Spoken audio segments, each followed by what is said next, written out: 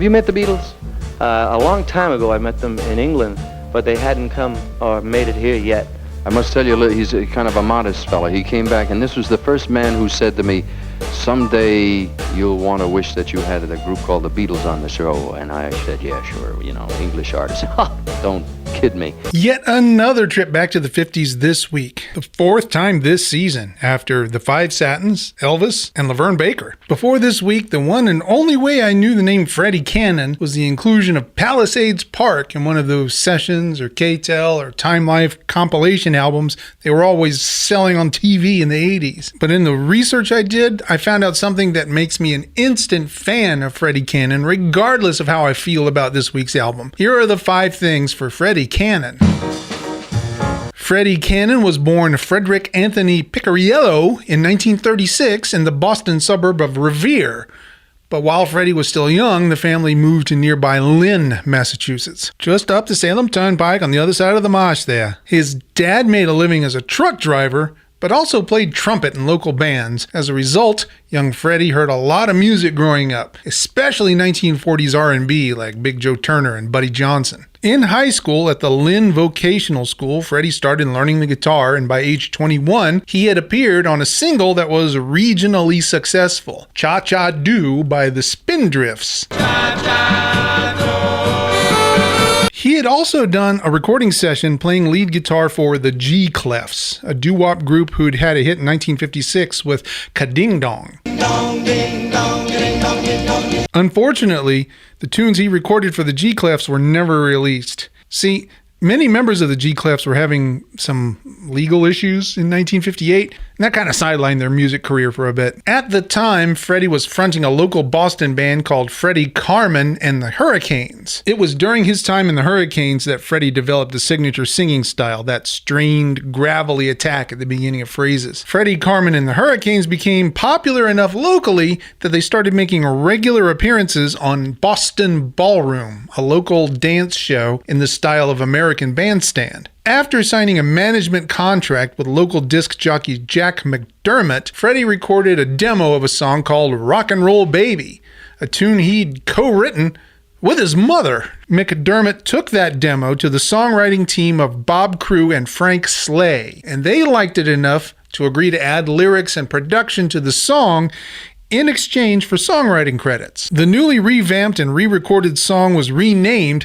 Tallahassee Lassie, and they started shopping the demo around, looking for a record company willing to release it. And after several rejections, they did eventually find someone who liked it enough to sign him. You'll never guess who. Dick Clark was part owner of Swan Records, and on Clark's suggestion, Swan agreed to release Tallahassee Lassie on the condition that the song be reworked again, this time adding hand claps and a driving bass drum. And the woo that would eventually become one of Freddie's signature moves. And in fact, it was the president of Swan Records, Bernie Binnick, who suggested that Freddie change his stage name from Freddy Carmen to Freddy Cannon for the single's release. And Tallahassee Lassie was a crossover hit, reaching number 6 on the Hot 100 and number 13 on the R&B charts, and number 17 on the UK singles charts. Over the next 5 years, he recorded a number of singles for Swan and made regular appearances on American Bandstand. 110 appearances altogether. Freddy Cannon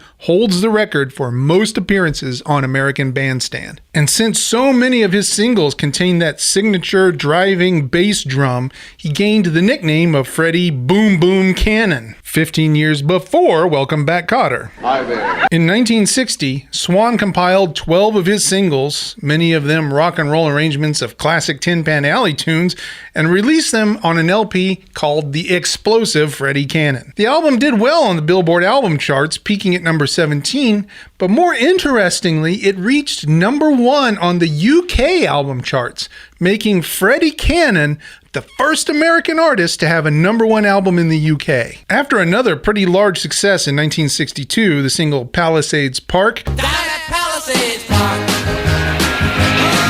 his popularity started to wane some. But he kept recording all through the rest of the 60s and early 70s. But beyond that, Freddie also started making TV and film appearances. He's in the 1965 movie Village of the Giants, right alongside the Beau Brummels, Beau Bridges, and Ron Howard. And Village of the Giants was riffed in Season 5, Episode 23 of Mystery Science Theater 3000. Oh, men shouldn't shimmy, especially 50-foot Beau Bridges. After leaving Swan and switching labels several times, he eventually became the promo man for Buddah Records in 1970s. Buddah Records was the Isley Brothers and Curtis Mayfield, but it was also Sha Na Na and Captain Groovy and his Bubblegum Army. But here is the coolest thing I learned. In 2016, at the age of 80, Freddy Cannon cold called legendary horror host Svengoolie to see if he'd be interested in teaming up with him to record a song for his show. Svengoolie was thrilled, and the result was the Svengoolie Stomp, the most delightful piece of bad movie kitsch you're likely to ever see. Everybody dressed like monsters, you see. They were watching Svengoolie on MeTV. It's stuff like this that gives me hope for humanity. And that is the 5 things for the explosive Freddy Cannon. I'm off to listen to the album. Back soon with first impressions. The intro to Tallahassee Lassie is as good as any Led Zeppelin record. I mean, it's so big, it's so massive. Yeah. It's just for that alone. Yeah. By the way, who would that have been? Do you know? To play the lead guitar on that was Kenny Paulson. He was from Beachmont, Massachusetts. Kenny Paulson was friends with Roy Buchanan, who did, Susie Q and all them records with the. Kenny wound up doing some records. Right. So he was a great guitar player. He's not around any longer, but he was great. I'll say this for the explosive Freddy Cannon. He totally committed to the bit. Dude writes one song with a place name in the title and then proceeds to make his debut album 12 songs all with place names. Even songs that no other rock musician would have touched with a 10-foot pole. The first song is Boston, parentheses, My Hometown, close parentheses, written by Bob Crew and Frank Slay specifically for Freddy Cannon. As an opener, it does a decent job of acquainting you with Freddy Cannon's sound. Generic 50s rock rhythm section, horns playing arranged parts, and Freddy Cannon's voice, which I'd describe as 90% enthusiasm, 10% technique. But along with it, his accent. Yep, hearing him sing Boston, Boston, My Hometown made me immediately want Duncan.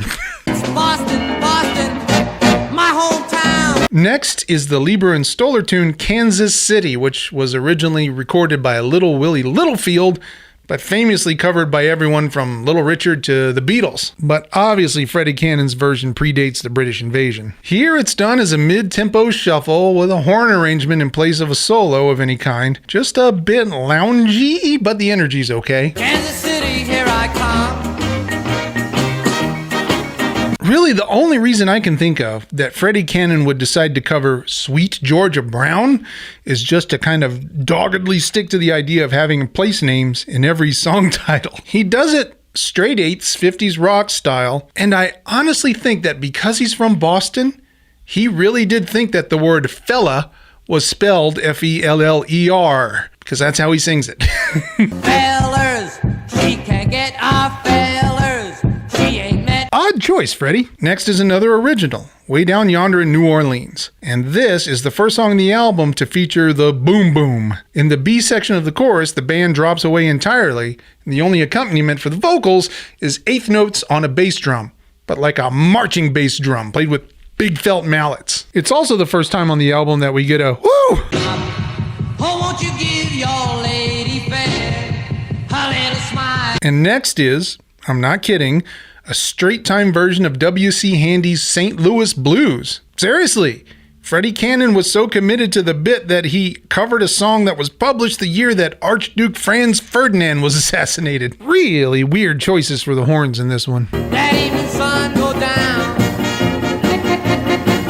The next song is just a bit newer than St. Louis Blues. By 3 years, Indiana is a cover of Back Home Again in Indiana, again done in 1950s straight-time rock style with horns. I swear, this dude asked his grandpa what songs he should sing for his rock and roll album. The noon moon hay sends all its fragrance. Moving all the way up to 1949 for the next one, a cover of Chattanooga Shoeshine Boy, a swing tune made popular by country singer Red Foley. Freddy Cannon's version is at least in swing time instead of straight time, but it still has the rock around the clock backbeat going. He pops a boogie woogie rag.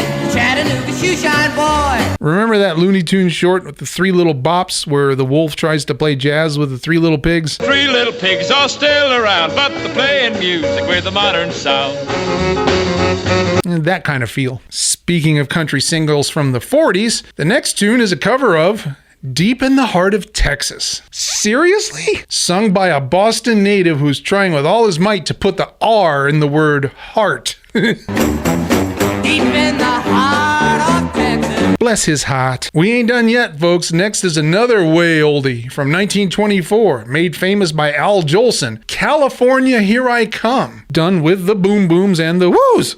Where bowers of flowers bloom in the sun. Another original next, Okefenokee. And there's a few things that make this one stand out. First, no horns, not a one, just a rock and roll combo for this one. Next, he's got some backup singers adding harmonies and woos. And coolest of all, an actual solo. Someone actually improvises. Way down south in Okefenokee, where the sun. Wicked. Doesn't last though, because the next is another vaudeville tune from the 20s again, done with no kind of swing at all.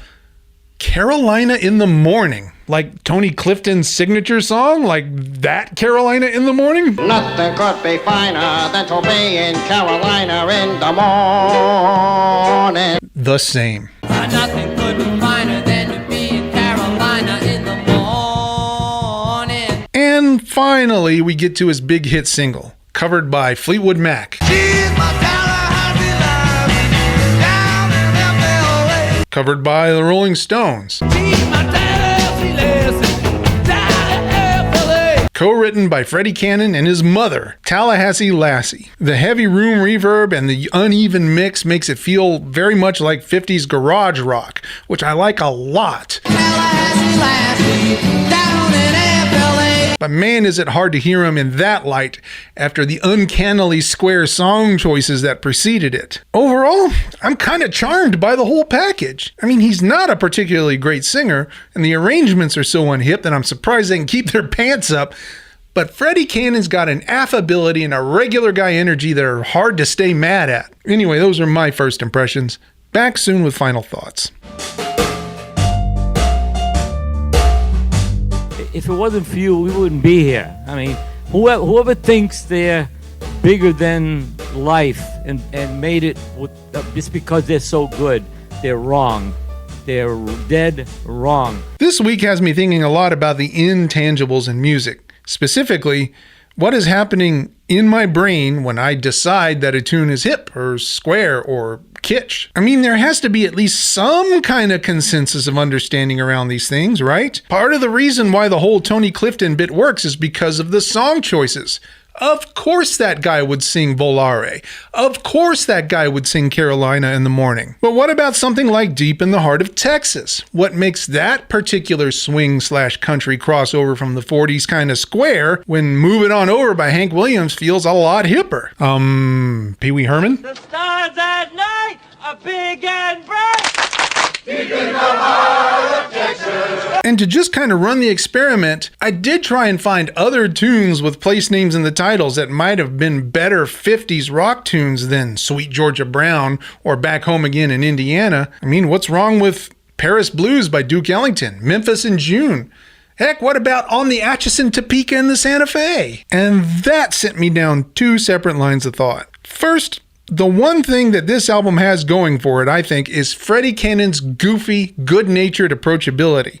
If he started whipping out tunes by Duke Ellington, would that break the illusion? Would I suddenly expect more from him? And beyond that, though, why do I instinctively know that April in Paris is a hipper tune than California, Here I Come? Where does that come from? In other words, what is hip? It's a deep question. I'm not sure I'm smart enough to come up with something more substantial than I know it when I see it. Are you quoting the Mies report? This week with Freddy Cannon was pleasant. Like I say, it's hard to stay mad at the guy. In a musical environment where everything is taken so seriously, it's kind of refreshing to hear a dude just shouting into a microphone and having a good-ass time. Weird Al energy. So that just leaves my 5-word overview of the explosive Freddy Cannon. Boom, boom, goofy tune, woo! Now let's see what I'll be listening to next. As always, first roll is year 2017. Not a great year for me, but we'll see what we can do with it. Next is week and month. There we go. The second week of February. And finally, chart position 1 to 100. Number 62. Okay. And on the Hot 100, number 62 for the second week of February, Call Casting by Migos. Yeah, that's the danger about looking at music from this time frame. I have no clear idea about what I'm about to hear. Call Casting appears on the Migos album called Culture, so that's what I'm listening to next. Thanks for hanging out with me, everyone. I'll see you next week.